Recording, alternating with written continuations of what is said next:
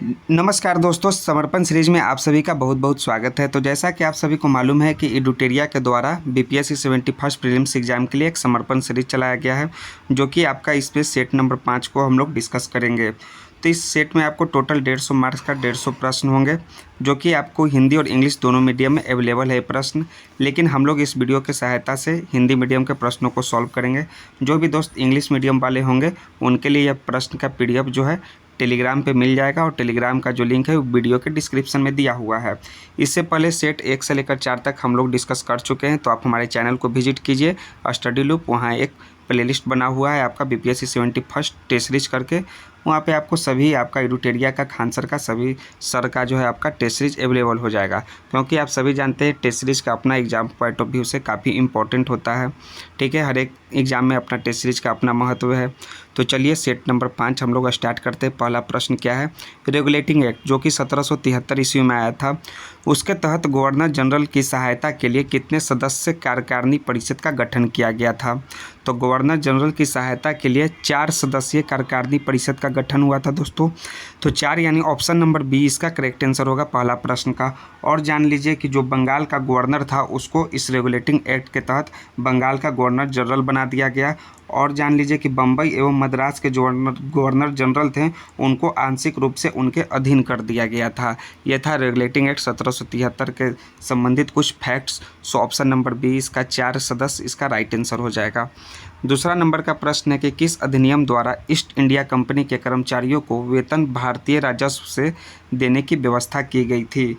तो किया गया था 1793 ईस्वी का चार्टर एक्ट था। इसके तहत जो है ईस्ट इंडिया कंपनी के कर्मचारियों को वेतन भारतीय राजस्व से देने की व्यवस्था किया गया था। सो ऑप्शन नंबर ए इसका करेक्ट आंसर हो जाएगा।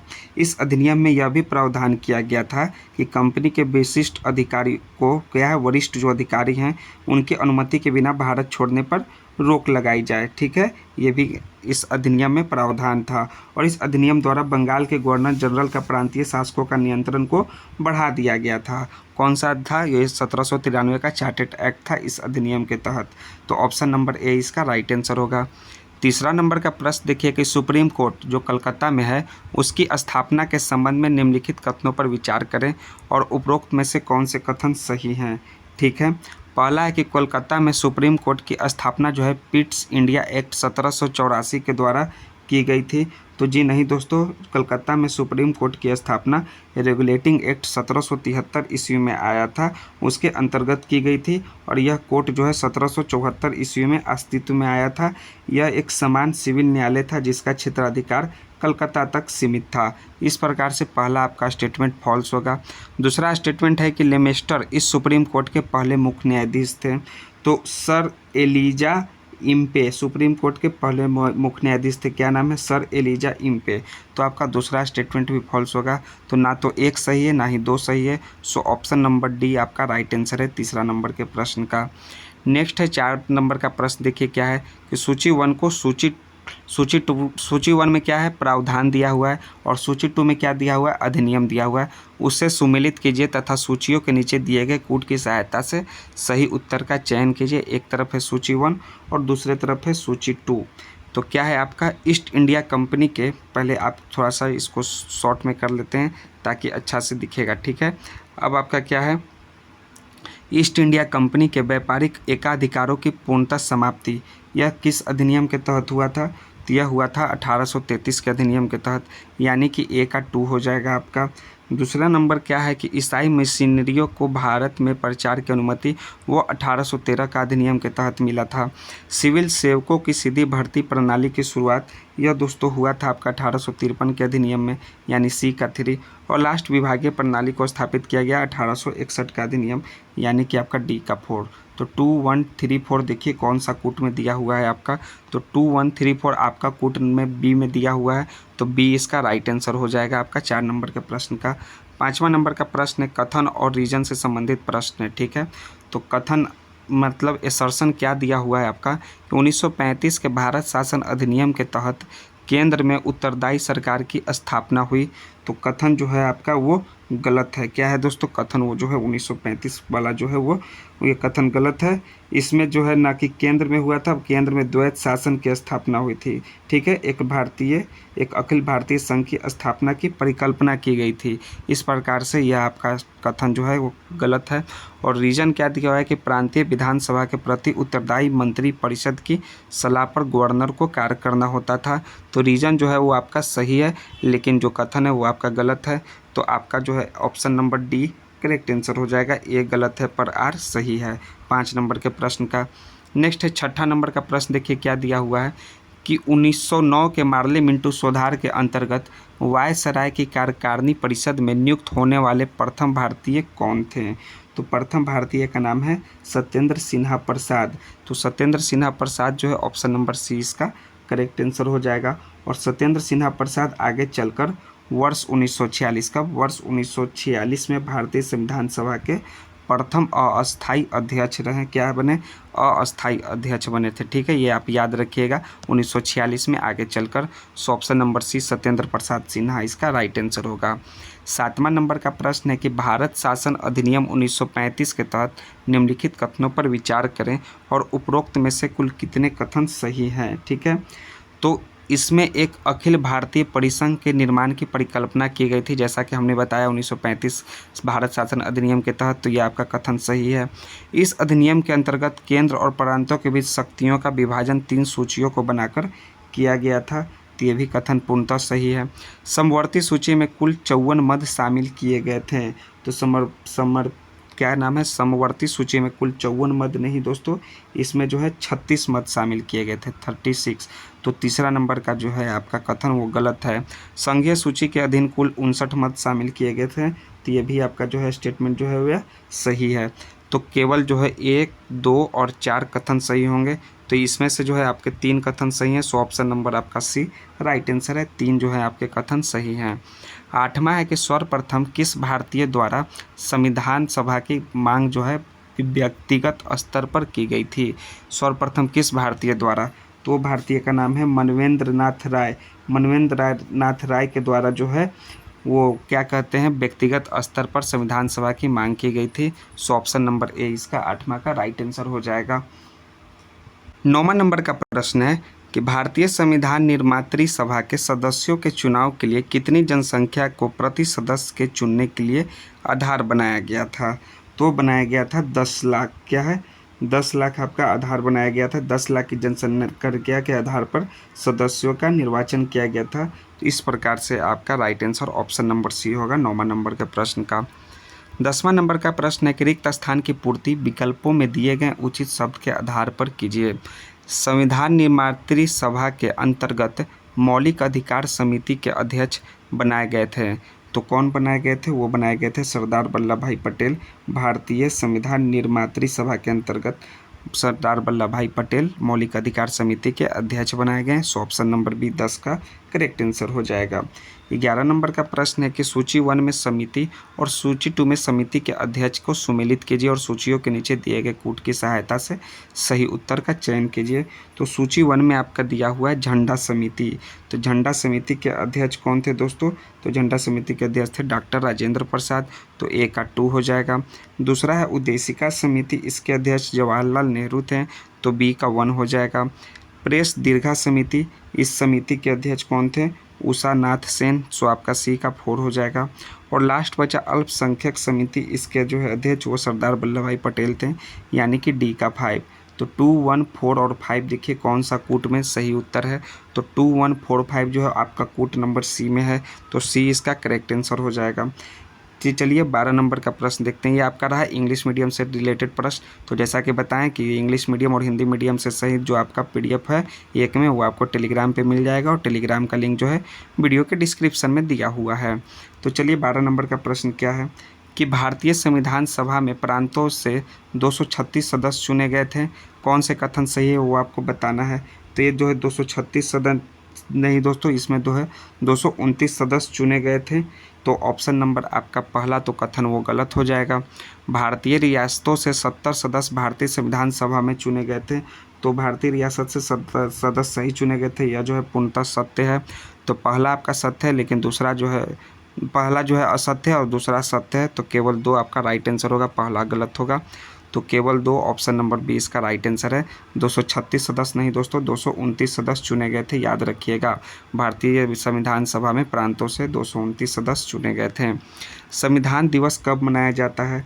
तो संविधान दिवस जो है 26 नवंबर को मनाया जाता है। सो ऑप्शन नंबर 20 का करेक्ट आंसर हो जाएगा 26 नवंबर। नेक्स्ट है, भारतीय संविधान सभा के सचिव के रूप में किन्हें नियुक्त किया गया था? 14 नंबर का प्रश्न है। तो वो किए गए थे नियुक्त HVR अयंगर, ये भारतीय संविधान सभा के सचिव के रूप में नियुक्त किए गए थे। सो ऑप्शन नंबर सी इसका करेक्ट आंसर हो जाएगा। और जान लीजिए sir BN Rao, sir BN Rao को जो है भारतीय संविधान सभा का कानूनी सलाहकार के रूप में नियुक्त किया गया था। और SN मुखर्जी, इनको नियुक्त किया गया था मुख्य प्रारूपकार के रूप में। क्या है? संविधान सभा के मुख्य प्रारूपकार के रूप में SN मुखर्जी को नियुक्त किया गया था। और वसंत कृष्ण वैद, ये जो हैं इनको जो है मूल भारतीय संविधान के हिंदी संस्करण को लिखने के लिए जिम्मेदार सुलेखक थे। तो ये सभी से रिलेटेड कुछ आपका इंपॉर्टेंस जो है, आपका पॉइंट जो है पता चल गया 14 नंबर का प्रश्न का। नेक्स्ट है 15 नंबर का प्रश्न। क्या है कि रिक्त स्थान की पूर्ति विकल्प में दिए गए शब्द के आधार पर कीजिए। संविधान सभा के लिए किसके प्रतीक को अपनाया गया था? तो संविधान सभा के लिए हाथी के प्रतीक को अपनाया गया था। तो हाथी ऑप्शन नंबर ए इसका राइट आंसर हो जाएगा 15 नंबर के प्रश्न का। ठीक है।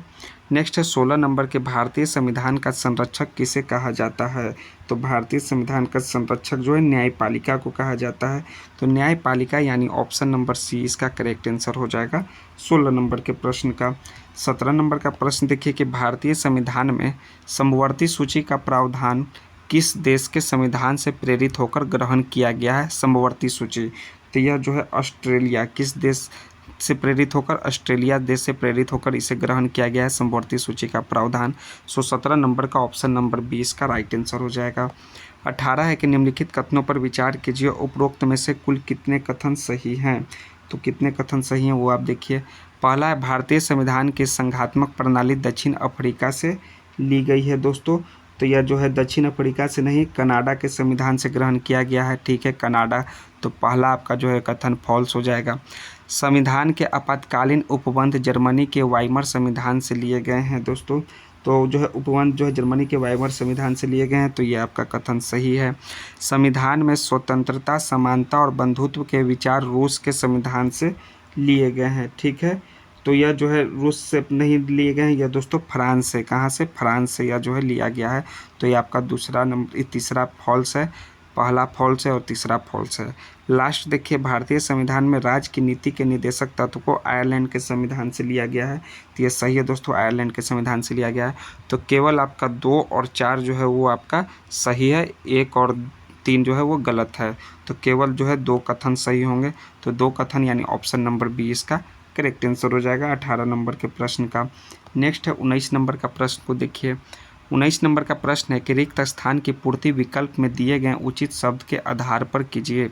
भारतीय संविधान के भाग 3 में मौलिक अधिकारों से संबंधित उपबंध किस देश के संविधान से लिए गए हैं? तो यह दोस्तों USA यानी अमेरिका देश के संविधान से लिए गए हैं। संविधान के भाग 3 में मौलिक अधिकार से संबंधित उपबंध। So option number A 19 number के प्रश्न का करेक्ट आंसर हो जाएगा। 20 नंबर का प्रश्न देखिए कि सूची 1 में भारतीय संविधान में ग्रहण किया गया तत्व और सूची 2 में संबंधित देश को सुमेलित करना है और सही उत्तर का चयन करना है। तो विधि द्वारा स्थापित जो है प्रक्रिया वो किस देश से लिया गया है? वो जापान देश से लिया गया है। तो ए का 2 हो जाएगा। विधि की सम्यक प्रक्रिया, विधि की सम्यक प्रक्रिया जो है वो कहाँ से लिया गया है? वो अमेरिका से लिया गया है। ठीक है, तो आपका बी का 3 हो जाएगा। मौलिक कर्तव्य जो है वो रूस से लिया गया है, सी का 4। और लास्ट आपका संविधान संशोधन की प्रक्रिया जो है वो साउथ अफ्रीका से लिया गया है, यानी कि डी का 1 हो जाएगा। तो 2, 3, 4, 1 देखिए कौन सा कूट में सही दिया हुआ है। तो आपका देखिए आपका 20 नंबर में कूट बी में 2, 3, 4, 1 दिया है। सो ऑप्शन बी इसका राइट आंसर है। दूसरा है आपका कथन और रीजन पर जो है आपका प्रश्न है। कथन क्या दिया है कि भारतीय संविधान को उधार का थैला कहा जाता है। ठीक है, तो ये कथन जो है वो सही है। और रीजन क्या दिया हुआ है? कि भारतीय संविधान में विभिन्न देशों से कई प्रावधान और अवधारणाएं ली गई है। तो आपका रीजन भी सही है और रीजन जो है कथन का सही व्याख्या भी कर रहा है। इस प्रकार से आपका ऑप्शन नंबर ए राइट आंसर हो जाएगा 21 नंबर के प्रश्न का। 22 नंबर है कि निम्नलिखित में से किस वाद में उच्चतम न्यायालय ने यह अवधारणा प्रस्तुत की कि प्रस्तावना जो है संविधान का भाग है। तो यह जो है केशवानंद भारती वाद हुआ था जो कि 1973 ईस्वी में। इसमें उच्चतम न्यायालय ने यह अवधारणा प्रस्तुत किया कि प्रस्तावना जो है वो संविधान का भाग है। इस प्रकार से आपका option number B correct answer हो जाएगा केशवानंद भारती केस 22 नंबर का। 23 से निम्नलिखित शब्दों पर विचार कीजिए और उपरोक्त शब्द का प्रयोग भारतीय संविधान की प्रस्तावना में किस क्रम में हुआ है। तो सबसे पहले जो हुआ है, पहले समझ लीजिए कि भारतीय संविधान का प्रस्तावना कहाँ से स्टार्ट होता है। हम भारत के लोग भारत को एक संपूर्ण प्रभुत्व संपन्न समाजवादी पंथ निरपेक्ष लोकतांत्रिक गणराज्य बनाने के लिए तथा उसके समस्त नागरिकों को। तो इस प्रकार से सबसे पहले जो आएगा वो आएगा आपका संपूर्ण प्रभुत्व संपन्न आएगा। उसके बाद आपका क्या आ जाएगा, वो आएगा समाजवादी आ जाएगा। उसके बाद आपका क्या आ जाएगा, उसके बाद आपका पंथ निरपेक्ष आ जाएगा और लास्ट में आपका जो आ जाएगा वो आ जाएगा लोकतांत्रात्मक गणराज्य आ जाएगा। तो CDBA, तो CDBA जो है आपका ऑप्शन नंबर ए में सही क्रम में दिया है। सो 23 का आपका ये राइट आंसर है। प्रस्तावना जो है सभी स्टूडेंट को याद रहना चाहिए। हम भारत के लोग भारत को एक संपूर्ण प्रभुत्व संपन्न समाजवादी पंथ निरपेक्ष लोकतांत्रात्मक गणराज्य बनाने के लिए तथा उसके समस्त नागरिकों को, इसी प्रकार से आपको याद रखना है, ठीक है। और इसका लंबा है थोड़ा सा प्रस्तावना। नेक्स्ट है, अब चलिए 23 के बाद 24 नंबर कि भारतीय संविधान की प्रस्तावना को संविधान का परिचय पत्र किनके द्वारा कहा गया है। तो संविधान का परिचय पत्र जो है वो ए पालिकवाला, ठीक है, NA पालिकवाला के द्वारा जो है संविधान का परिचय पत्र कहा गया है भारतीय संविधान के प्रस्तावना को। सो ऑप्शन नंबर सी 24 का करेक्ट आंसर है। 25 नंबर का प्रश्न देखिए कि भारतीय संविधान के प्रस्तावना के संबंध में निम्नलिखित कथनों पर विचार कीजिए और कौन से कथन सही है वो आपको बताना है। पहला है कि इसकी प्रकृति न्याय योग्य वाद योग्य नहीं है, तो यह आपका पहला जो है वो सही है। दूसरा है कि यह पंडित नेहरू के द्वारा संविधान सभा में प्रस्तुत उद्देश्य प्रस्ताव का ही प्रतिरूप है, तो ये दूसरा स्टेटमेंट भी सही है। तीसरा है कि इसका संशोधन नहीं किया जा सकता है। तो दोस्तों प्रस्तावना में कोई ऐसा संशोधन नहीं किया जा सकता है जो संविधान के मूल ढांचे को नष्ट करता है, ठीक है। तो यह आपका जो है आपका तीसरा कथन जो गलत होगा। और संविधान के विशिष्ट प्रावधानों को यह रद्द नहीं कर सकता है, तो ये भी आपका कथन सही है। तो 1, 2 और 4 सही है, लेकिन जो है आपका 3 गलत है। इसका जो है संशोधन हुआ है, कब हुआ है, यह 42वां संविधान संशोधन हुआ था 1976 में। इसमें जो है 3 नए क्रमशः शब्द जोड़े गए थे, जैसे समाजवादी पंथ निरपेक्ष और अखंडता शब्द को जोड़ा गया था। तो इस कारण से संशोधन किया गया था। इसका 42वां संशोधन 1900 कब हुआ था, 76 ईस्वी में हुआ था, याद रखिएगा। इसमें 3 शब्द को जोड़ा गया था। इस प्रकार से केवल 1, 2 और 4 आपका कथन सही होगा। 25 का सी राइट आंसर है। 26 है कि किस संविधान संशोधन अधिनियम द्वारा सिक्किम को भारत संघ में सम्मिलित करते हुए उसे राज्य का दर्जा प्रदान किया गया। तो प्रदान किया गया था 36वें संविधान संशोधन अधिनियम जो कि 1975 में हुआ था, ठीक है। उसके द्वारा जो है सिक्किम को भारत संघ में शामिल किया गया और इसे राज्य का दर्जा प्रदान किया गया। इस प्रकार से आपका राइट आंसर हो जाएगा 36वां संविधान संशोधन। और 26 का डी इसका राइट आंसर है। 27 नंबर का प्रश्न देखिए क्या है। 27 नंबर है, निम्नलिखित कथनों पर विचार कीजिए और उपरोक्त में से कौन से कथन सही है वो आपको बताना है। तो नए राज्यों का निर्माण या उनकी सीमाओं में परिवर्तन करने संबंधी प्रावधान सामान्य संशोधन प्रक्रिया द्वारा किए जाते हैं। तो ये जो है आपका कथन सही है। इसमें अनुच्छेद 368 का प्रयोग किया जाता है। तो जी नहीं दोस्तों, ये आपका कथन गलत है। इसमें अनुच्छेद 368 जो संविधान संशोधन की श्रेणी में नहीं माना जाता है। इस प्रकार से जो है आपका कथन 2 गलत है। सो केवल जो है आपका कथन 1 सही है। तो केवल 1 यानी ऑप्शन नंबर ए इसका 27 का राइट आंसर होगा। 28 है कि भाषाई आधार पर राज्यों के गठन से संबंधित निम्नलिखित समितियों पर विचार कीजिए और उपरोक्त समितियों के गठन का सही क्रम क्या था। तो सही क्रम जो था वो था, पहला आपका धर समिति था, यानी कि पहला बी हो जाएगा। दूसरा जो है आपका JVP समिति था, यानी ए हो जाएगा। और लास्ट राज्य पुनर्गठन आयोग सी, यानी BAC जो है वो आपका सही क्रम में है। सो ऑप्शन नंबर बी इसका राइट आंसर है 28 नंबर के प्रश्न का। 29 है कि भाषाई आधार पर गठित होने वाला भारत का पहला राज्य कौन था। तो भाषाई आधार पर गठित होने वाला भारत का पहला राज्य है आंध्र प्रदेश। याद रखिएगा Andhra Pradesh, option number A इसका करेक्ट आंसर हो जाएगा। और नेक्स्ट है आपका 28 के बाद 29 नंबर का प्रश्न क्या है कि निम्नलिखित में कौन नागरिकता के अर्जन हेतु शर्तों को निर्धारित करने के लिए सक्षम है। इन 4 ऑप्शन में वो है आपका संसद। भारत में संसद को नागरिकता के अर्जन हेतु शर्तों को विनियमित करने के लिए सक्षम बनाया गया है। ठीक है, इस प्रकार से ऑप्शन नंबर सी इसका राइट आंसर है 30 का। 31 नंबर का प्रश्न देखिए क्या है कि भारतीय संविधान में नागरिकता संबंधी उपबंध कहाँ दिए गए हैं। तो नागरिकता संबंधित जो उपबंध है वो भाग 2 में दिए गए हैं। तो भाग 2 ऑप्शन नंबर डी इसका 31 का करेक्ट आंसर हो जाएगा। 32 नंबर है कि भारत में नागरिकता की निम्नलिखित विशेषताओं में कौन सा सही है। तो नागरिकता से रिलेटेड जो विशेषता है वो है कि संपूर्ण भारत की एकल नागरिकता जो है वो आपका विशेषता सही है भारत में नागरिकता का। सो 32 का ए इसका राइट आंसर हो जाएगा। 33 नंबर का प्रश्न देखिए क्या है कि शोषण के विरुद्ध मौलिक अधिकार भारतीय संविधान में कहाँ समाविष्ट किया गया है। तो भारतीय संविधान में जो है अनुच्छेद 23 एवं 24 में इसे जो है प्रावधान दिया गया है, समाविष्ट किया गया है। सो ऑप्शन नंबर इसका 23 और 24 ऑप्शन सी इसका करेक्ट आंसर है। 23 के तहत मानव तस्करी और बाल श्रम का प्रतिषेध किया गया है और 24 के अंतर्गत जो है कारखानों आदि में 14 से कम आयु के बच्चों को कारखाने, खदानों या अन्य खतरनाक नियोजन में लगाने को प्रतिबंधित करता है अनुच्छेद 24। ठीक है, सो ऑप्शन नंबर सी इसका करेक्ट आंसर है 33 नंबर के प्रश्न का। 34 नंबर का प्रश्न देखिए कि सूची 1 में अधिनियम और सूची 2 में वर्ष दिया हुआ है, तो सही उत्तर का चयन करना है सुमेलित करके।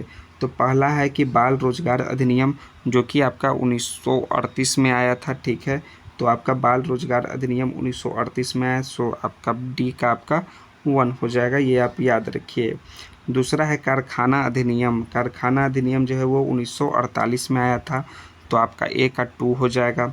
और खान अधिनियम जो है 1952 में आया था, तो खान अधिनियम 1952 यानी बी का आपका जो है कब क्या हो जाएगा, बी का आपका 3 हो जाएगा। और बाल श्रम प्रतिबंध और विनियमन अधिनियम वो कब आया था, वो आया था 1986 में। सो सी का आपका 4 आ जाएगा। ठीक है, तो जो करेक्ट आपका जो मिलान है वो है आपका 2, 3, 4 और 1।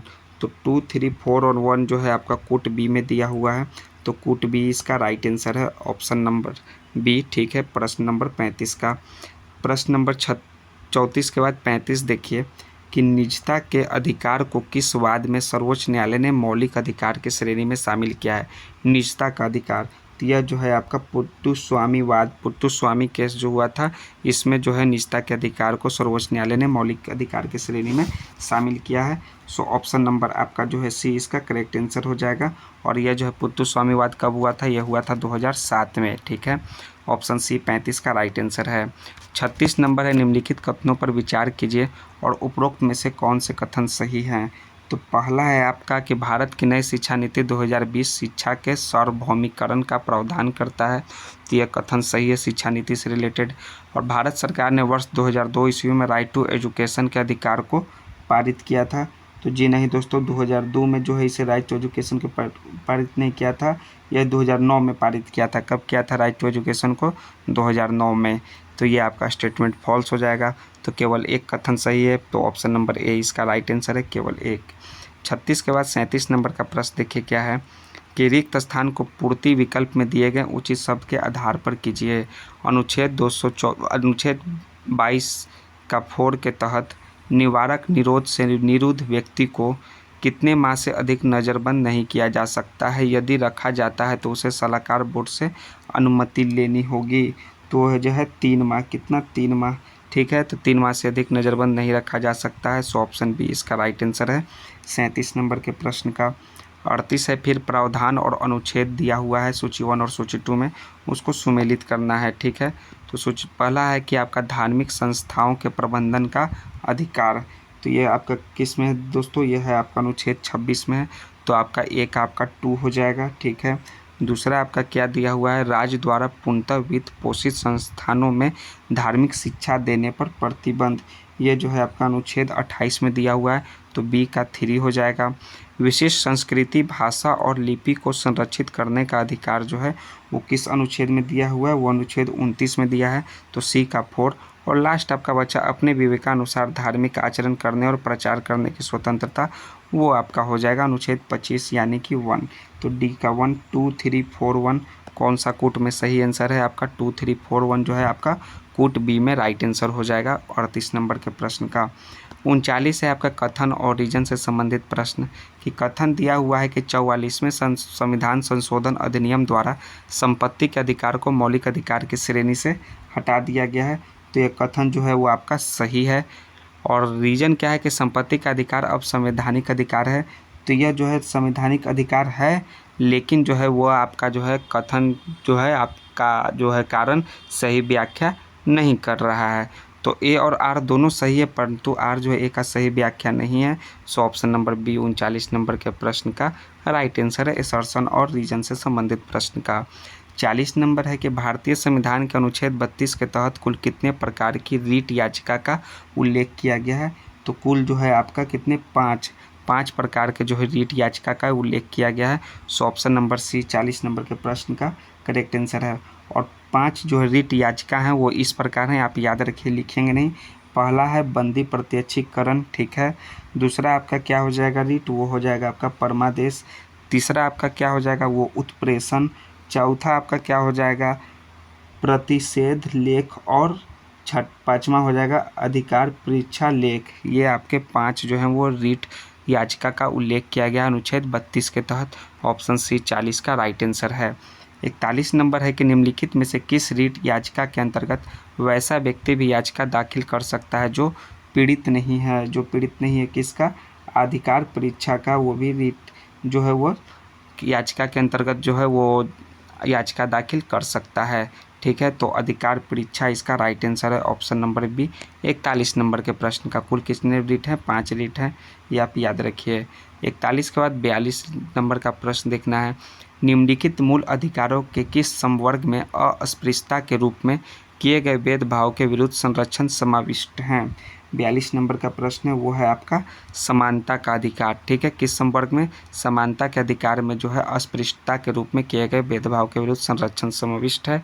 सो ऑप्शन नंबर बी 42 नंबर के प्रश्न का ऑप्शन नंबर सी इसका करेक्ट आंसर हो जाएगा। और जान लीजिए भारतीय संविधान के भाग 3 यानी कि मौलिक अधिकार के अंतर्गत कुल 6 प्रकार के मौलिक अधिकार वर्णित है।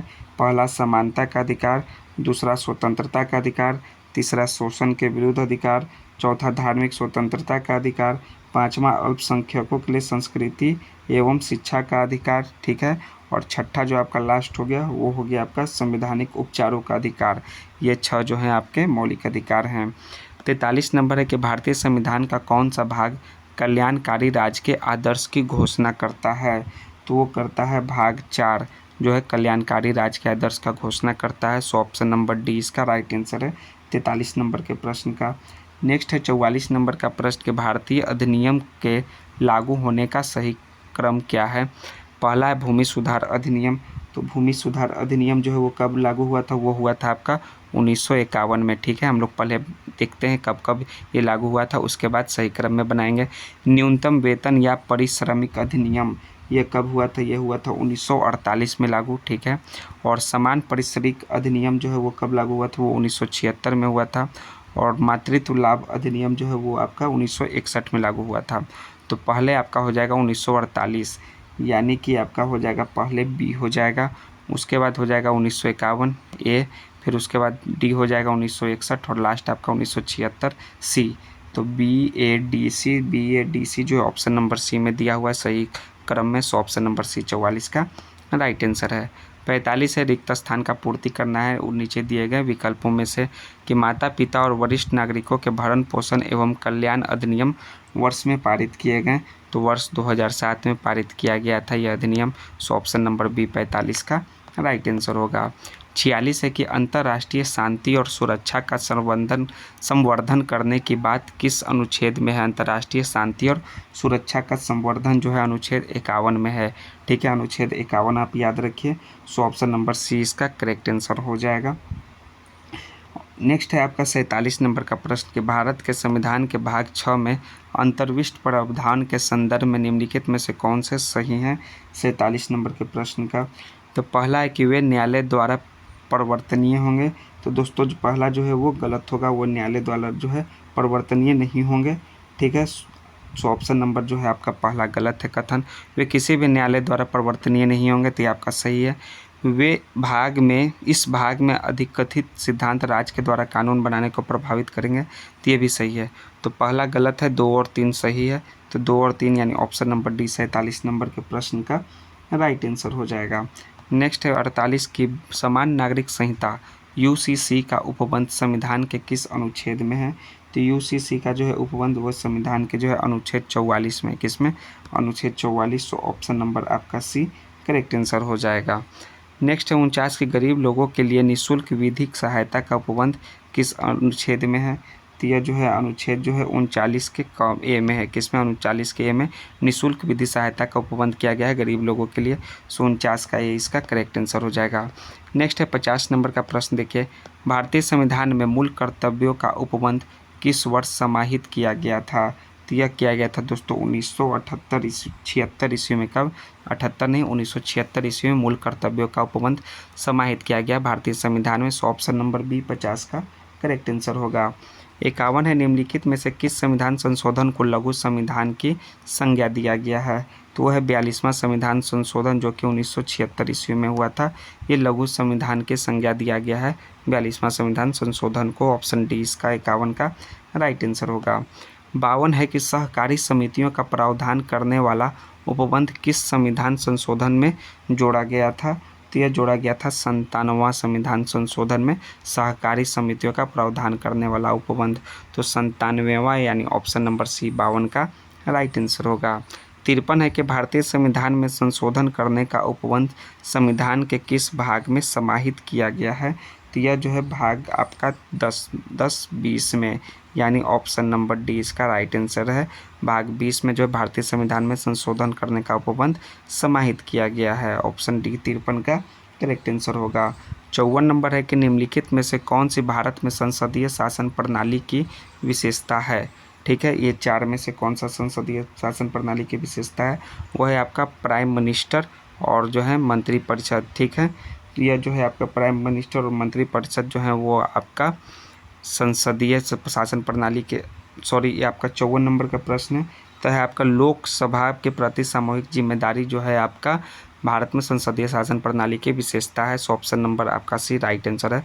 मंत्रिपरिषद की लोकसभा के प्रति सामूहिक जिम्मेदारी। संसदीय प्रणाली में वास्तविक कार्यकारी शक्ति निहित होती है, तो वो प्राइम मिनिस्टर में और मंत्रिपरिषद में। सो ऑप्शन नंबर सी 55 का राइट आंसर हो जाएगा। 56 नंबर का प्रश्न देखिए कि भारतीय संसदीय प्रणाली के बारे में निम्नलिखित में से कौन सा कथन गलत है। एक जो है फॉल्स है स्टेटमेंट, आपको चूज करना है कि कौन सा फॉल्स है।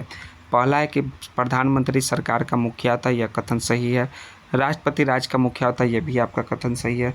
तीसरा है कि भारत में मंत्रिपरिषद सामूहिक रूप से राष्ट्रपति के प्रति उत्तरदायी हैं, तो यह जो है कथन जो है आपका गलत है दोस्तों, यह कथन गलत है। सामूहिक उत्तरदायी का सिद्धांत का तात्पर्य है लोकसभा अविश्वास प्रस्ताव पारित करके मंत्रिमंडल पद को हटा सकती है।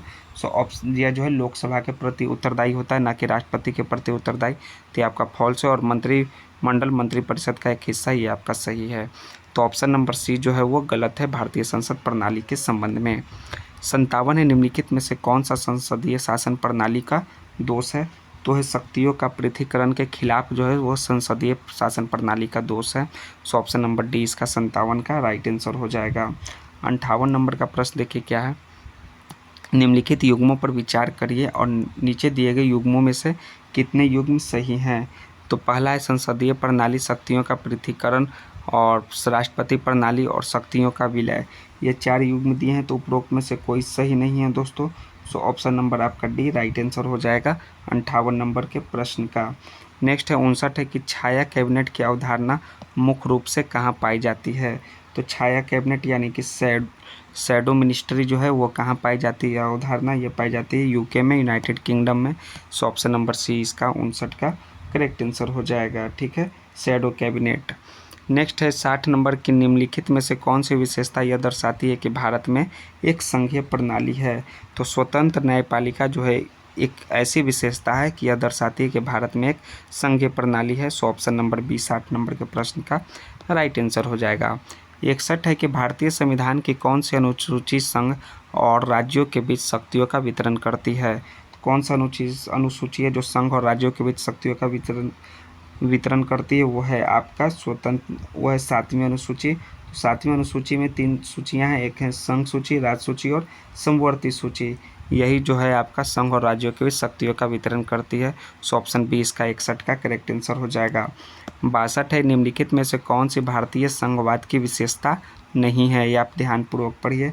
तो वह आपका है कि राज्यसभा में राज्यों का समान प्रतिनिधित्व जो है आपका वो भारतीय संघवाद की विशेषता नहीं है। सो ऑप्शन सी इसका राइट आंसर है। बाकी दोहरी राजनीति, कठोर संविधान और संविधान की सर्वोच्चता जो है भारतीय संघवाद की विशेषता है। सो ऑप्शन सी इसका राइट आंसर हो जाएगा।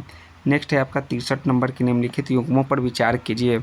उपयुक्त में से कौन से युग्म सही हैं।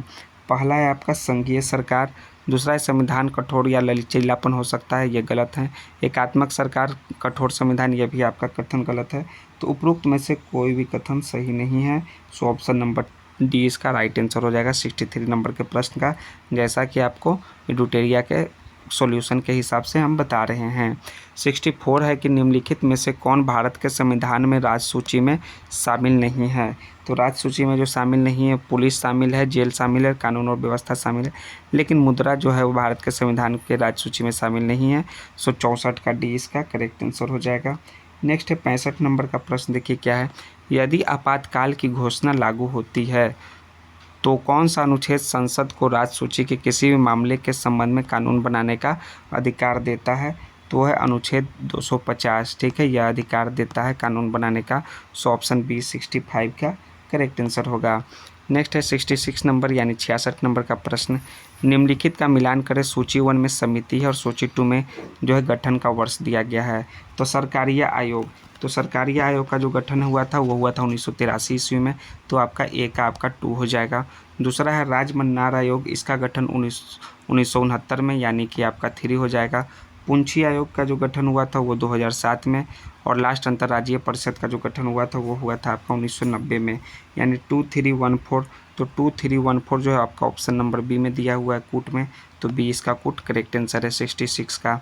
67 है कि किस संविधान संशोधन अधिनियम के माध्यम से जीएसटी परिषद को भारतीय संविधान में जोड़ा गया। तो जोड़ा गया था दोस्तों आपका 101वां संविधान संशोधन, जो कि आपका हुआ था 2016 ईस्वी में। ये भी आप याद रखिएगा, 2016 और 17 दो ऑप्शन दिया है, लेकिन 16 में हुआ था 101वां संशोधन अधिनियम। इसमें जो है जीएसटी परिषद को भारतीय संविधान में जोड़ा गया। सो ऑप्शन नंबर 20 का करेक्ट आंसर है। भारतीय संविधान का अनुच्छेद 275 किससे संबंधित है। तो अनुच्छेद 275 संघ से कुछ राज्यों को अनुदान से संबंधित है। सो ऑप्शन नंबर सी 68 का राइट आंसर होगा। 69 है कि भारत में क्षेत्रीय परिषदों के संबंध में निम्नलिखित में से कौन सा कथन सही है। तो जो ट्रू स्टेटमेंट है वो है कि आपका क्षेत्रीय परिषदें राज्य पुनर्गठन अधिनियम 1956 के तहत स्थापित वैधानिक निकाय है क्षेत्रीय परिषदें, ठीक है। यह जो है क्षेत्रीय परिषद के संबंध में सही कथन है। सो ऑप्शन सी 69 का करेक्ट आंसर हो जाएगा। 70 फिर है आपका सूची 1 को सूची 2 से मिलान करना है। तो सूची 1 में अनुच्छेद 352 जो है राष्ट्रीय आपातकाल की घोषणा है, ये आपका एक का ए हो जाएगा।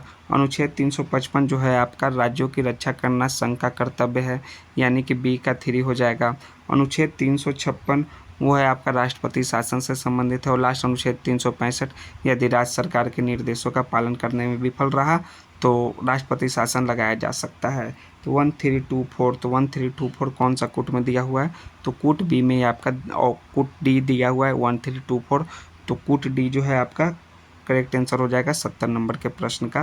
Test series number 5 Eduteria 71 BPSC PT exam का 70 प्रश्न आपका खत्म हुआ।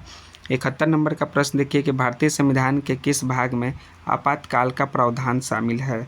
तो तो आपातकाल का प्रावधान जो है भाग किस में शामिल है, वो भाग 18 में शामिल है। सो ऑप्शन नंबर सी इसका करेक्ट आंसर है 71 नंबर के प्रश्न का। 72 नंबर है कि 44वें संविधान संशोधन अधिनियम 1978 के संबंध में निम्नलिखित में से कौन सा कथन सही नहीं है, यानी कि कौन सा कथन सही नहीं है वो आपको बताना है। यह जो सही कथन नहीं है वो है कि इसने राष्ट्रपति को राष्ट्रीय आपातकाल के संचालन को भारत के एक निर्दिष्ट भाग तक सीमित करने में सक्षम बनाया है, जो कि 44वें संशोधन अधिनियम 1978 के संबंध में सही नहीं है। सो ऑप्शन नंबर सी इसका 72 का राइट आंसर हो जाएगा। नेक्स्ट है आपका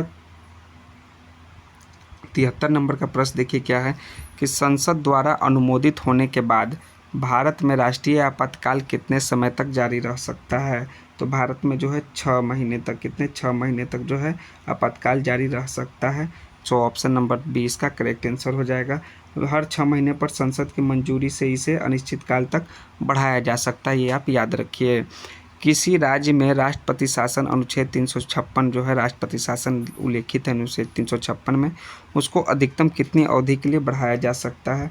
अधिकतम जो है उसे 3 वर्ष, कितना 3 वर्ष के लिए बढ़ाया जा सकता है। सो ऑप्शन नंबर आपका डी राइट आंसर हो जाएगा 74 नंबर का प्रश्न का। ठीक है, इसे हर 6 महीने में सांसद की मंजूरी से अधिकतम 3 वर्ष की जो है अवधि के लिए बढ़ा सकते हैं राष्ट्रपति शासन को। सो 74 का आपका डी राइट आंसर है। 75 है कि निम्नलिखित में से कौन से राष्ट्रीय आपातकाल से प्रभावित हैं। तो राष्ट्रीय आपातकाल से प्रभावित है केंद्रीय राज्य संबंध, लोकसभा और राज्य विधानसभा के कार्यकाल, मौलिक अधिकार, ये सभी राष्ट्रीय आपातकाल से प्रभावित हैं। सो ऑल उपरोक्त सभी इसका राइट आंसर हो जाएगा 75 का डी। नेक्स्ट है 76 नंबर का प्रश्न। निम्नलिखित युग्मों पर विचार कीजिए और निम्नलिखित में से कौन से युग्म सही हैं। तो पहला युग्म देखिए कि राष्ट्रीय आपातकाल अनुच्छेद 352 राज्य विधानमंडल को या तो निलंबित कर दिया जाता है या भंग कर दिया जाता है। यह जो है आपका ये कथन गलत है। ठीक है, पहला आपका अनुच्छेद 352 राष्ट्रीय आपातकाल से संबंधित कथन गलत है। राष्ट्रपति शासन अनुच्छेद 356 इसे केवल राष्ट्रपति द्वारा ही हटाया जा सकता है, ये कथन सही है। तो दूसरा सही है, तो केवल 2 ऑप्शन नंबर बी 76 का राइट आंसर है। 77 है निम्नलिखित कथनों पर विचार कीजिए और कौन से कथन सही हैं वो आपको बताना है। तो अनुच्छेद 358 के तहत अनुच्छेद 19 द्वारा गारंटीकृत अधिकारों, भाषण, सभा आदि की स्वतंत्रता को निलंबित करता है। तो पहला कथन सही है। अनुच्छेद 359 के तहत राष्ट्रपति को अन्य मौलिक अधिकारों व अनुच्छेद 20 से 21 को छोड़कर के परिवर्तन को निलंबित करने की अनुमति देता है, यह भी कथन सही है। तो दोनों अनुच्छेद 358 और 359 के बारे में रिलेटेड दोनों कथन सही हैं। सो ऑप्शन नंबर सी 77 का राइट आंसर हो जाएगा। 78 नंबर का प्रश्न देखिए क्या है कि संविधान का कौन सा अनुच्छेद राष्ट्रपति के पद की अवधि से संबंधित है। तो अनुच्छेद 56 जो है राष्ट्रपति के पद से ये जो है अवधि जो है उनका अवधि से संबंधित है, अनुच्छेद 56। सो ऑप्शन नंबर सी इसका करेक्ट आंसर हो जाएगा। और राष्ट्रपति का जो अवधि जो है वो कितने वर्ष तक जो है वो आप बताइए कितना वर्ष तक होता है, कमेंट में आंसर दीजिए। उनका जो है 5 वर्ष का होता है, कितना कार्यकाल जो है 5 वर्ष का होता है। सो ऑप्शन नंबर आपका जो है सी ऑप्शन नंबर डी अनुच्छेद 56 राइट आंसर है 78 का। 79 है कि भारतीय संविधान का कौन सा भाग संघीय कार्यपालिका से संबंधित है। तो संघीय कार्यपालिका से भाग 5 संबंधित है। तो भाग 5 यानी ऑप्शन नंबर बी 79 का करेक्ट आंसर हो जाएगा। ठीक है, और इसमें क्या क्या शामिल है भाग 5 में, भारत का राष्ट्रपति राष्ट्रपति जो है अनुच्छेद 52, उपराष्ट्रपति अनुच्छेद 63, मंत्रिपरिषद अनुच्छेद 74 और महान्यायवादी अनुच्छेद 56 है। ठीक है, सो ऑप्शन नंबर आपका भाग 5 जो है राइट आंसर है। 80 नंबर का प्रश्न देखिए क्या है कि राष्ट्रपति के चुनाव के लिए निर्वाचक मंडल के संबंध में गलत कथन की पहचान करें। तो गलत कथन कौन सा है वो आपको बताना है। तो गलत कथन है वो है आपका कि राज्यों की विधान परिषद के निर्वाचित सदस्य जो हैं वो राष्ट्रपति के चुनाव के लिए निर्वाचक मंडल में नहीं आते हैं। सो ऑप्शन नंबर सी 80 का राइट आंसर हो जाएगा। नेक्स्ट है 81 नंबर का प्रश्न देखिए कि भारत के किस राष्ट्रपति को ऐतिहासिक रूप से 25 जून 1975 को अनुच्छेद 352 के तहत आपातकालीन घोषणा पर हस्ताक्षर करने के लिए जाना जाता है। तो ये जाने जाते हैं दोस्तों फखरुद्दीन अली अहमद जी। ठीक है, सो ऑप्शन नंबर सी 81 का राइट आंसर हो जाएगा। नेक्स्ट है 82 नंबर का प्रश्न देखिए। 82 नंबर का प्रश्न है आपका कि निम्नलिखित में से कौन से कथन जो सही हैं वो आपको बताना है, पहचानना है। पहला है कि राष्ट्रपति प्रधानमंत्री की नियुक्ति तब कर सकता है जब लोकसभा में किसी भी पार्टी को स्पष्ट बहुमत न हो या जब प्रधानमंत्री की अचानक मृत्यु हो जाए या कोई स्पष्ट उत्तराधिकारी न हो। ठीक है, तो कौन सा कथन सही है आपका जो है, इसमें केवल 3 कथन सही है दोस्तों। तो पहला जो है आपका ये आपका कथन गलत सही हो जाएगा। दूसरा जो है आपका कौन सा कथन सही है कि मंत्रिपरिषद को बर्खास्त करना जब वह लोकसभा में विश्वास साबित न कर सके, यह भी कथन सही है। और तीसरा जो है आपका यदि मंत्रिपरिषद ने अपना बहुमत खो दिया हो तो लोकसभा को भंग करना, ये तीनों जो है कथन वो आपके सही है, ठीक है। और लास्ट जो है आपका परिस्थितिजन्य विवेक और विदेश दुश्मनी से कथित खतरे के आधार पर राष्ट्रीय आपातकाल की घोषणा को करना, ठीक है। यह जो है आपका कथन जो है, यह कथन जो है आपका फॉल्स हो जाएगा। क्यों हो जाएगा? क्योंकि राष्ट्रीय आपातकाल जो है मंत्रिमंडल के निर्देश पर लगाया जाता है, डायरेक्ट राष्ट्रपति से नहीं। सो ऑप्शन नंबर डी आपका फॉल्स है, तो केवल 3 कथन आपके सही हैं। सो ऑप्शन नंबर सी 82 का राइट आंसर होगा। नेक्स्ट है 83 नंबर के राष्ट्रपति चुनाव 2022 में बिहार विधानसभा के प्रत्येक सदस्य का जो है वोट मूल्य था, ठीक है। वोट मूल्य था वो कितना था वो आपको बताना है। तो वोट मूल्य जो था वो 173 था। कितना था? 173 था। सो ऑप्शन नंबर जो है आपका बी राइट आंसर हो जाएगा। भारत के प्रथम उपराष्ट्रपति कौन थे जिनकी मृत्यु पद पर रहते हुई? तो रहते हुए हुआ था, उनका नाम है कृष्णकांत, जिनकी मृत्यु जो है प्रथम उपराष्ट्रपति थे, वो मृत्यु जो है पद पर रहते हुए हो गया।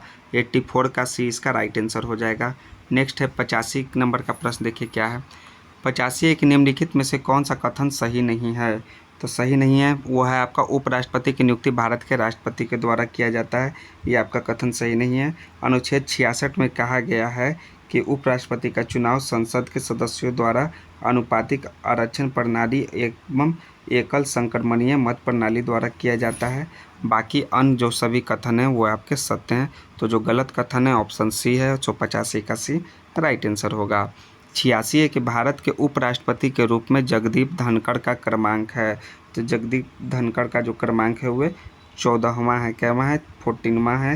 वे उपराष्ट्रपति हैं। उन्होंने 11 अगस्त 2022 को जो है पदभार ग्रहण किया है। उनसे पहले एम वेंकैया नायडू जो थे वो 13वां थे, ठीक है। 13वां कौन थे? एम वेंकैया नायडू।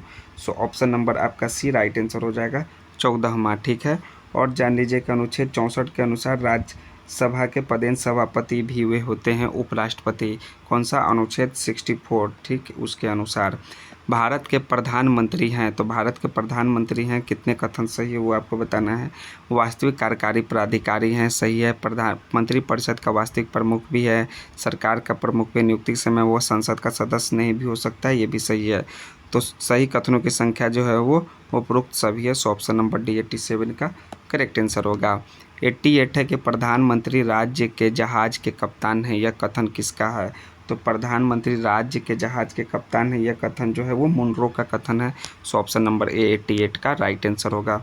नेक्स्ट है 89 के संविधान के अनुच्छेद 78 के संबंध में निम्नलिखित में से कौन सा कथन सही नहीं है? यह प्रधानमंत्री का कर्तव्य है, ठीक है। जो सही नहीं है वो है आपका कि लोकसभा के चुनाव के परिणामों की घोषणा के बाद गठबंधन बनाने के सभी निर्णय को राष्ट्रपति को संप्रेषित करना जो है वह अनुच्छेद 78 के संबंध में कथन सही नहीं है। सो ऑप्शन बी इसका राइट आंसर होगा। बाकी ये सभी स्टेटमेंट जो है आपके तीनों वो सही कथन हैं, ठीक है। तो आपका 89 नंबर का बी इसका राइट आंसर हो जाएगा। नेक्स्ट 89 के बाद 90 नंबर का प्रश्न देखिए कि भारत के प्रधानमंत्री होते हैं, तो भारत के जो प्रधानमंत्री होते हैं भारत के राष्ट्रपति के द्वारा नियुक्त होते हैं, तो नियुक्त होते हैं। सो ऑप्शन नंबर जो है आपका सी इसका राइट आंसर है 90 नंबर के प्रश्न का। 91 है कि उन मुख्यमंत्रियों की पहचान के लिए जो प्रधानमंत्री बने। तो मुख्यमंत्री कौन कौन है दोस्तों? वो है, पहला है आपका कौन है? चरण सिंह है, ठीक है। दूसरा वीपी सिंह है। तीसरा कौन है? आपका पीवी नरसिम्हा राव है। और लास्ट नरेंद्र मोदी। यानी ए, सी, डी और ई, ये 4 जो हैं वो मुख्यमंत्री हैं जो प्रधानमंत्री बने। तो ए, सी, डी, ऑप्शन नंबर सी इसका राइट आंसर है 91 नंबर के प्रश्न का। 92 नंबर का प्रश्न देखिए क्या है कि निम्नलिखित में से किस संविधान संशोधन अधिनियम द्वारा मंत्रिपरिषद का आकार लोकसभा की सदस्यता के 15% तक सीमित कर दिया गया है? तो वह है 91वां संविधान संशोधन, याद रखिएगा। इसमें जो है मंत्रिपरिषद का आकार लोकसभा की सदस्यता के 15% तक सीमित कर दिया गया है। 93 नंबर का प्रश्न है कि भारत के संविधान में कार्यकारी शक्तियों का प्रयोग करने वाले विभिन्न प्रकार के मंत्रियों के बारे में बताया गया सही विकल्प को पहचाने हैं। तो कौन सा सही विकल्प है, वो है आपका मंत्रिपरिषद। ठीक है, मंत्रिपरिषद जो है कार्यकारी शक्तियों का प्रयोग करने वाले विभिन्न प्रकार के मंत्री हैं। ठीक है, सो ऑप्शन नंबर डी इसका 93 का डी राइट आंसर हो जाएगा। 94 नंबर का देखिए कि शब्द कैबिनेट का उल्लेख भारत के संविधान में अनुच्छेद के तहत किया गया है, तो वह है अनुच्छेद जो है आपका 352। कितना अनुच्छेद 352 के तहत किया गया है, सो ऑप्शन नंबर सी इसका राइट आंसर हो जाएगा 94 का। 95 नंबर का प्रश्न देखिए कि राष्ट्रपति भारत सरकार के व्यवसाय के अधिक सुविधाजनक संचालन के लिए और मंत्रियों के बीच उक्त व्यवसाय के आवंटन के लिए नियम बनाएंगे। इसका उल्लेख भारत के संविधान के किस अनुच्छेद में किया गया है, तो यह 77 के 3 में किया गया अनुच्छेद। सो ऑप्शन नंबर डी इसका राइट आंसर है 95 नंबर के प्रश्न का। 96 है कि प्राधिकारियों की रैंकिंग को वरीयता के सही क्रम में व्यवस्थित करें।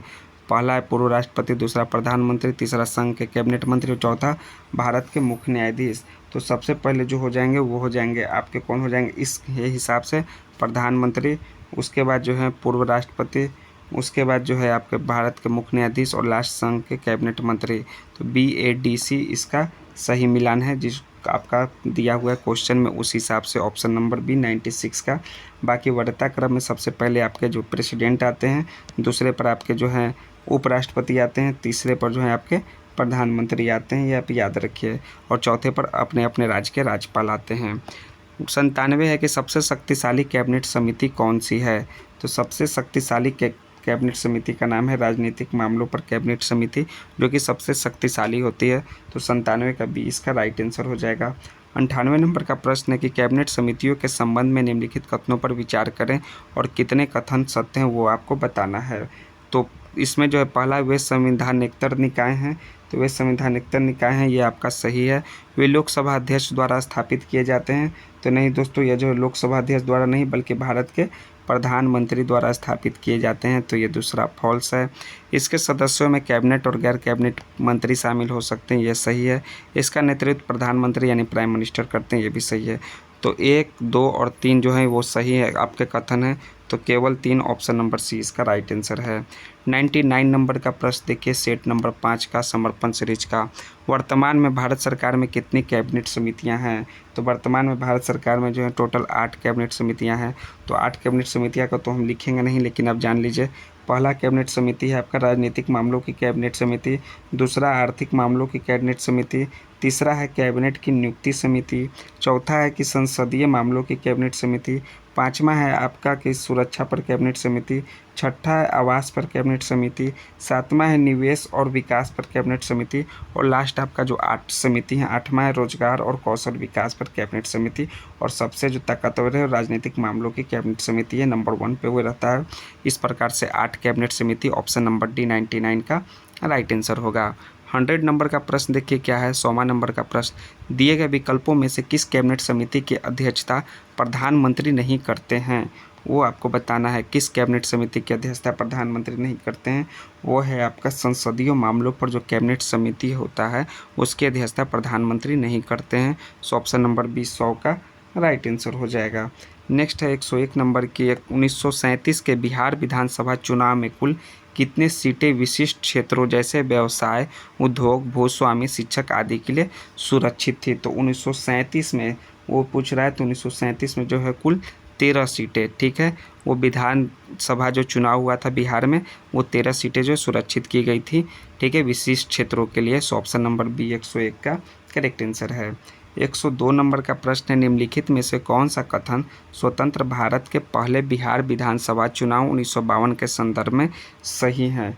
तो पहला है आपका कि बिहार विधानसभा में कुल 330 सीटों के लिए चुनाव हुए और एक सदस्य मनोनीत किया गए थे, तो ये जो है आपका कथन सही है। स्वतंत्र बिहार के प्रथम मुख्यमंत्री श्री कृष्ण सिंह थे, ये भी कथन सही है। राज्य पुनर्गठन आयोग 1956 की अनुशंसा के बाद विधानसभा के सीटें की संख्या 325 हो गई, तो जी नहीं दोस्तों, यह जो है 319 कर दी गई थी, तो आपका तीसरा कथन गलत हो जाएगा। तो केवल 1 और 2 सही है, तो ऑप्शन नंबर ए इसका राइट आंसर होगा 102 नंबर के प्रश्न का। नेक्स्ट है 103 नंबर का प्रश्न कि बिहार के प्रथम राज्यपाल कौन थे। तो बिहार के जो प्रथम राज्यपाल थे उनका नाम है सर जेम्स शिप्टन। सो ऑप्शन नंबर ए 103 का करेक्ट आंसर होगा। 104 है कि बिहार के कितने राज्यपाल आगे चलकर राष्ट्रपति बने। तो बिहार के 2 राज्यपाल जो है आगे चलकर राष्ट्रपति बने। पहला जो हो जाएंगे वो हो जाएंगे आपके जाकिर हुसैन हो जाएंगे, याद रखिएगा। जाकिर हुसैन जो हैं वो चौथे राष्ट्रपति थे और ठीक है, चौथे राज्यपाल थे। और दूसरे जो हैं रामनाथ कोविंद जो हैं वो 36वें राज्यपाल थे बिहार के। वे जो हैं आगे चलकर राष्ट्रपति भी बने। तो इस प्रकार से 2 आपका राइट आंसर है 104 का बी। 105 है कि भारतीय संविधान के किस अनुच्छेद में विधान परिषद की संरचना का वर्णन किया गया है, जिसमें यह उल्लेख है कि इसकी अधिकतम संख्या विधानसभा की 1/3 से अधिक नहीं हो सकती है। तो यह जो है अनुच्छेद 171 में यह जो है उल्लेखित किया हुआ है। सो ऑप्शन नंबर बी 105 का करेक्ट आंसर हो जाएगा। 106 नंबर है कि बिहार विधान परिषद के संदर्भ में निम्नलिखित कथनों पर विचार करें और कौन से कथन सही है वो आपको बताना है। पहला है कि बिहार विधान परिषद की पहली बैठक 20 जनवरी 1913 को पटना कॉलेज के सभागार में हुआ था। ये आपका कथन सही है। विधान परिषद की कुल सीटों का संख्या जो है 75 है, ये भी आपका कथन सही है। और विधान परिषद के सदस्यों का कार्यकाल जो है वो 4 वर्षों का होता है। तो जी नहीं दोस्तों, यह 6 वर्षों का होता है। तो इस कारण से आपका जो है तीसरा कथन गलत हो जाएगा। जो सही कथन है 1 है और 2 है। सो ऑप्शन नंबर ए 106 का राइट आंसर होगा। नेक्स्ट है 106 के बाद 107 नंबर का प्रश्न देखिए क्या है कि बिहार में पहली बार राष्ट्रपति शासन कब लगा। तो राष्ट्रपति शासन बिहार में पहली बार दोस्तों जून में लगा था और जून जो है आपका 1968 में लगा था। ये याद रखिए, जून 1968 फर्स्ट टाइम राष्ट्रपति शासन लगा था। नेक्स्ट है 108 नंबर के बिहार विधानसभा के संदर्भ में निम्नलिखित कथनों पर विचार करें और कौन से कथन सही हैं वो आपको बताना है। पहला है बिहार विधानसभा का वर्णन भारतीय संविधान के अनुच्छेद 170 में किया गया है। तो यह जो है आपका कथन सही है। विधानसभा में सीटों का अधिकतम संख्या 500 और न्यूनतम संख्या 60 निर्धारित है। ये भी आपका कथन सही है। और बिहार विधानसभा की पहली बैठक 7 फरवरी 1921 की हुई थी। ये भी आपका कथन सही है। तो 1, 2 और 3 तीनों कथन सही हो जाएगा। ट्रू स्टेटमेंट तीनों है। सो ऑप्शन नंबर डी 108 का करेक्ट आंसर होगा। 109 है कि बिहार विधानसभा में अनुसूचित जनजाति के लिए कितने सीटें आरक्षित की गई है। तो अनुसूचित जनजाति के लिए जो है 2 सीटें बिहार विधानसभा में आरक्षित की गई है। तो 2 सीटें यानी 109 का ए इसका राइट आंसर होगा। 110 है कि गलत मिलान का चयन करें। 4 में जो है एक गलत मिलान है तो है बिहार के प्रथम निर्दलीय मुख्यमंत्री जो है वो बीपी मंडल थे। ये आपका गलत मिलान है। ठीक है, बिहार के प्रथम निर्दलीय मुख्यमंत्री का नाम है महामाया प्रसाद सिन्हा। महामाया प्रसाद सिन्हा होगा, इस कारण से गलत मिलान ऑप्शन नंबर डी है। बाकी ये सभी आपके सही मिलान है। प्रथम मुस्लिम मुख्यमंत्री, प्रथम हरिजन मुख्यमंत्री और ब्रिटिश शासन में बिहार के प्रथम मुख्यमंत्री से संबंधित ये तीनों सही मिलान है। नेक्स्ट है आपका कथन 111 में दिया है कि सुप्रीम कोर्ट ने डिजिटल एक्सेस के जीवन को अधिकार जो है 2000 अनुच्छेद 21 का अभिन्न हिस्सा माना है। डिजिटल एक्सेस को जीवन के अधिकार का। ठीक है, तो यह सही है, ये तो सही है। एसर्शन रीजन है कि डिजिटल पहुंच केवल नागरिकों के लिए एक वाणिज्यिक सेवा है। तो ये जो है आपका आर जो है कारण जो है सरासर गलत है। सो ऑप्शन नंबर सी इसका राइट आंसर हो जाएगा 111 का। 112 है कि नवीन अनुसंधान के अनुसार भारत की पहली जीनोनिम संपादित चावले की किस्में कौन सा है। पूसा पर चावल 1। ठीक है, तो वो है आपका DRR चावल 100 कमल। ठीक है, यह है ऑप्शन नंबर सी इसका राइट आंसर है 112 नंबर के प्रश्न का।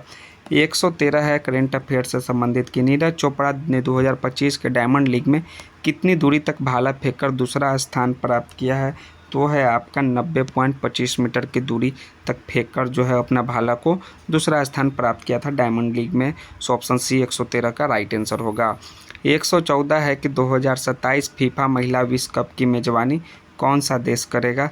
तो इसका मेज़बानी जो है दोस्तों ब्राज़ील करेगा। तो ब्राज़ील यानी ऑप्शन नंबर डी इसका राइट आंसर हो जाएगा। 115 है कि नीति आयोग द्वारा जारी MSME प्रतिस्पर्धात्मक रिपोर्ट में किस क्षेत्र को विशेष ध्यान में रखा गया है।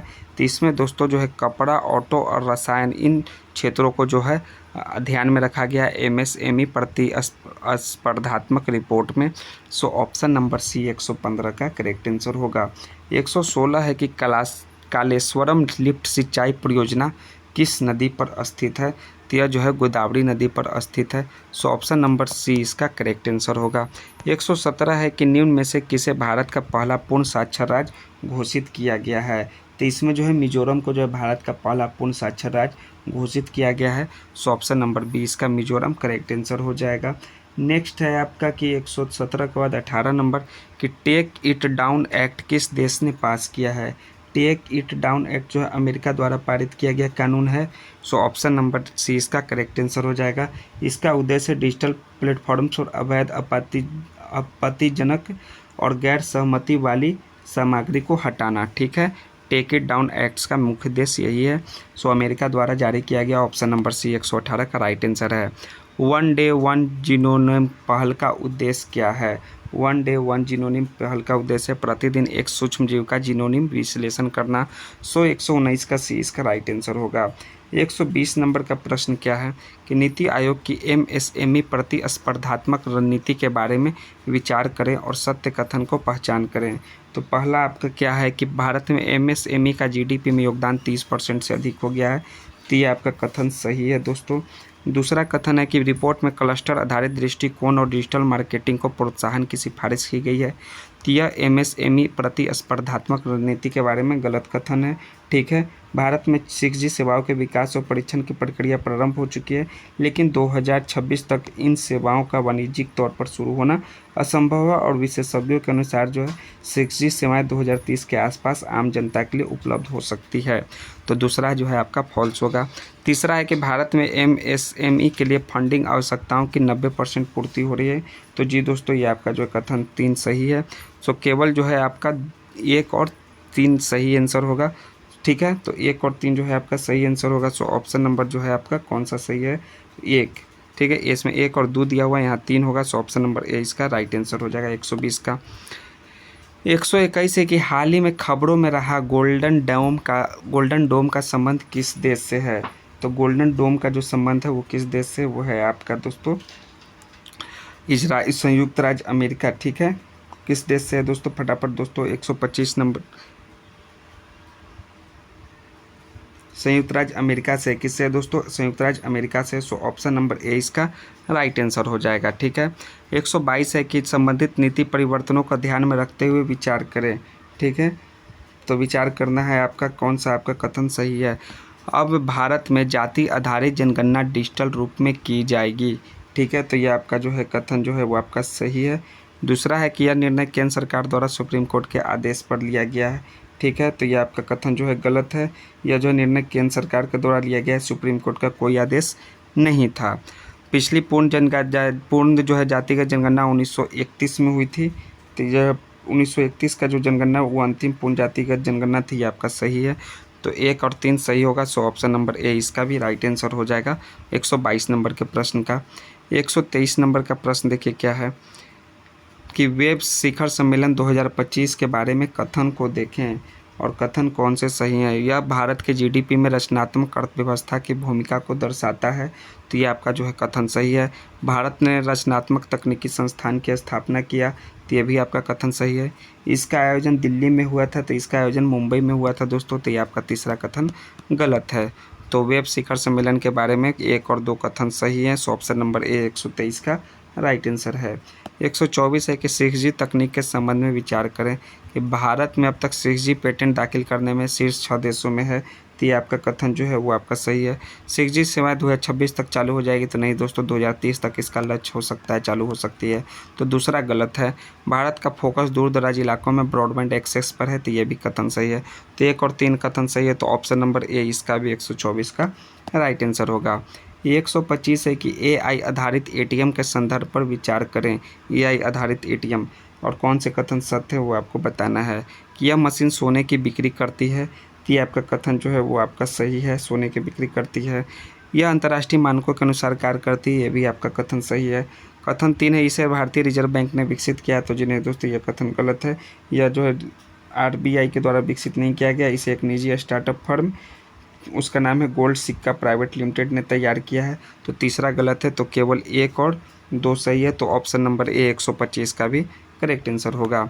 126 है कि ITER परियोजना के बारे में कौन से कथन जो है वो आपके सही है, वो आपको बताना है। कथन 1 जो है आपका दिया हुआ है कि भारत ने इस परियोजना में योगदान स्वरूप क्रायोस्टेट डिजाइन किया है, तो ये आपका कथन सही है। कथन 2 है कि यह परियोजना और ऊर्जा को संग्रह करने का माध्यम है, तो कथन 2 जो है वो गलत है। सौर ऊर्जा से इसका कोई संबंध नहीं है, तो ये कथन 2 गलत है। केवल कथन 1 सही है। सो ऑप्शन नंबर ए इसका राइट आंसर होगा। AI फॉर नेचर कार्यक्रम किस संगठन से संबंधित है? AI फॉर नेचर जो है FAO से संबंधित है, FAO संगठन से। सो ऑप्शन नंबर ए इसका करेक्ट आंसर है। Food and agriculture organization FAO का फुल फॉर्म होता है। 128 है कि Food Corporation of India FCI द्वारा लागू की गई EPOS प्रणाली के संबंध पर विचार करें और सत्य कथन का पहचान करें। तो यह कथन electronic point of sale machine का उपयोग करती है, तो ये आपका कथन सही है। इस प्रणाली से लाभार्थियों को बायोमेट्रिक पहचान संभव होगा, ये भी आपका कथन सही है।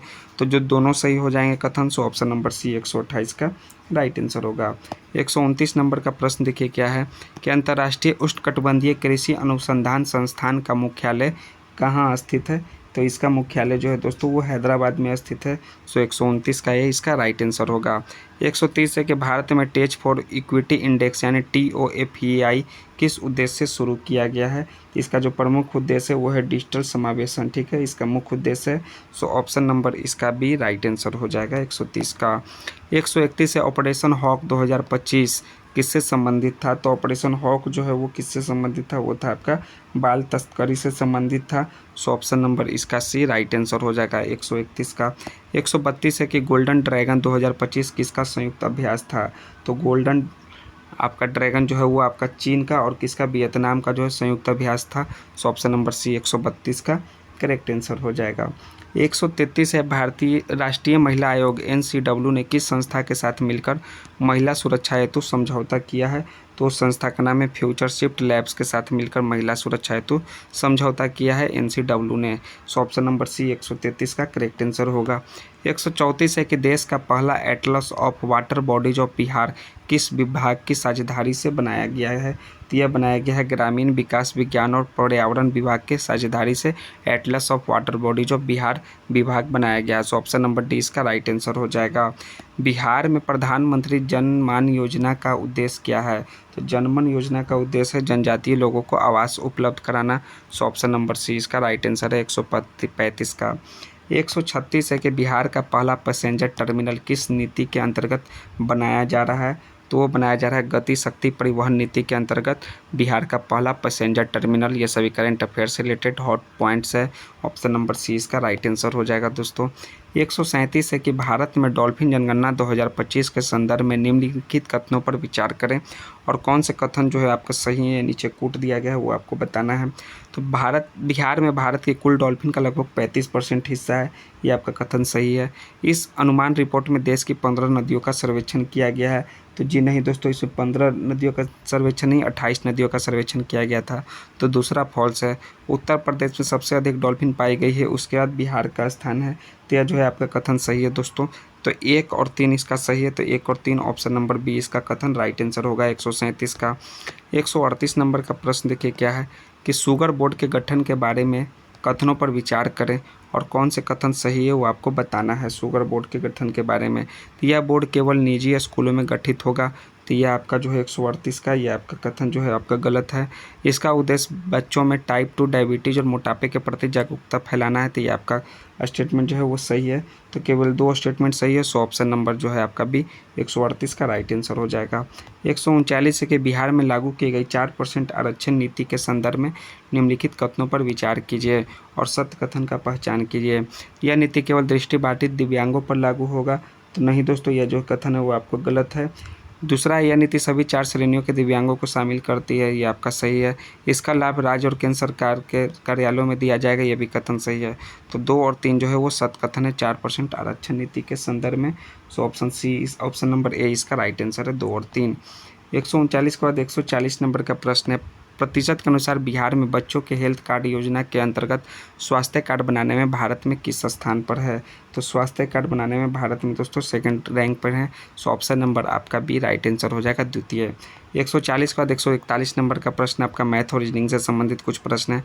तो 141 से लेकर 150, ठीक है, आपको टोटल 10 प्रश्नों को खुद से सॉल्व करना है मैथ और रीजनिंग को, नहीं तो इसको सॉल्व करेंगे तो और वीडियो काफ़ी लंबा चला जाएगा। तो अगर आपको इस टेस्ट सीरीज का PDF चाहिए तो वीडियो के डिस्क्रिप्शन में टेलीग्राम का लिंक दिया हुआ है, वहाँ से आप पूरा 150 प्रश्नों का जो PDF है सेट 5 आप प्राप्त कर सकते हैं और साथ में आपको सॉल्यूशन भी मिल जाएगा। इससे आप जो है आप मैथ और रीजनिंग के प्रश्नों को मिलान कर लीजिएगा, कितना आपका सही हुए कितना आपका गलत हुए। तो नेक्स्ट वीडियो में हम लोग सेट नंबर 6 के साथ मिलते हैं दोस्तों। तो और हाँ, चैनल को सब्सक्राइब करना और दोस्तों के बीच शेयर करना इस वीडियो को, और वीडियो को लाइक करना नहीं भूलिएगा। ज़रूर से ज़रूर सब्सक्राइब कीजिएगा। जय हिंद दोस्तों, थैंक्स।